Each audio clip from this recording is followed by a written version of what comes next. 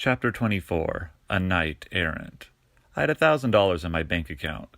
It felt strange just to think that, let alone say it. $1,000 extra that I did not immediately need. It took weeks for me to come to terms with this fact, but as I did, I began to experience the most powerful advantage of money, the ability to think of things besides money. My professors came into focus, suddenly and sharply. It was as if before the grant I'd been looking at them through a blurred lens. My textbooks began to make sense, and I found myself doing more than the required reading. It was in this state that I first heard the term bipolar disorder.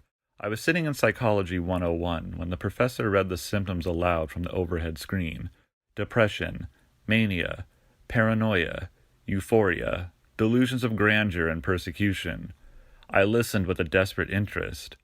"This is my father," I wrote in my notes.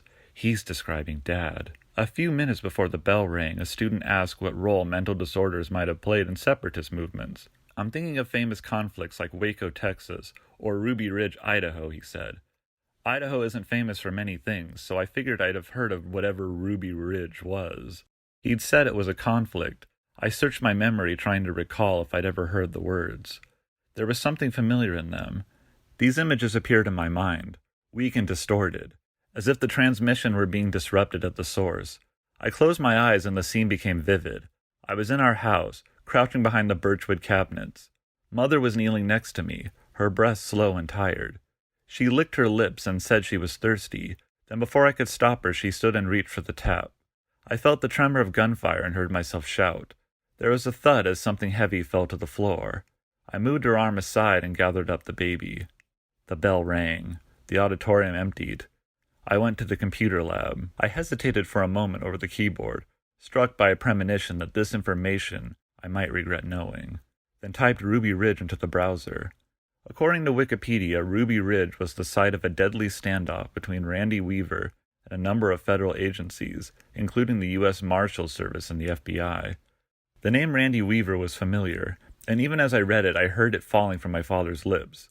Then the story, as it had lived in my imagination for 13 years, began replaying in my mind. The shooting of a boy, then of his father, then of his mother.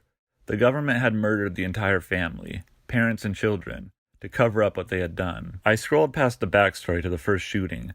Federal agents had surrounded the Weaver cabin. The mission was surveillance only, and the Weavers were unaware of the agents until a dog began to bark. Believing the dog had sensed a wild animal, Randy's 14-year-old son Sammy charged into the woods. The agent shot the dog, and Sammy, who was carrying a gun, opened fire. The resulting conflict left 2 dead, a federal agent and Sammy, who was retreating, running up the hill towards the cabin when he was shot in the back. I read on.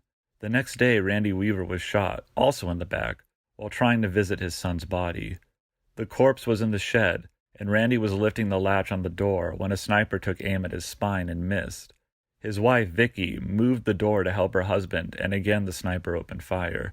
The bullet struck her in the head, killing her instantly, as she held their 10-month-old daughter. For 9 days, the family huddled in the cabin with their mother's body, until finally negotiators ended the standoff and Randy Weaver was arrested. I read this last line several times before I understood it. Randy Weaver was alive? Did Dad know? I kept reading. The nation had been outraged. Articles had appeared in nearly every major newspaper blasting the government's callous disregard for life. The Department of Justice had opened an investigation, and the Senate had held hearings. Both had recommended reforms to the rules of engagement, particularly concerning the use of deadly force. The Weavers had filed a wrongful death suit for $200 million, but settled out of court when the government offered Vicky's 3 daughters $1 million each. Randy Weaver was awarded $100,000, and all charges except 2 related to court appearances were dropped. Randy Weaver had been interviewed by major news organizations and had even co-written a book with his daughter. He now made his living speaking at gun shows. If it was a cover-up, it was a very bad one. There had been media coverage, official inquiries, oversight. Wasn't that the measure of a democracy? There was one thing I still didn't understand. Why had federal agents surrounded Randy Weaver's cabin in the first place? Why had Randy been targeted? I remember Dad saying it could just as easy be us. Dad was always saying that one day the government would come after folks who resisted its brainwashing, who didn't put their kids in school.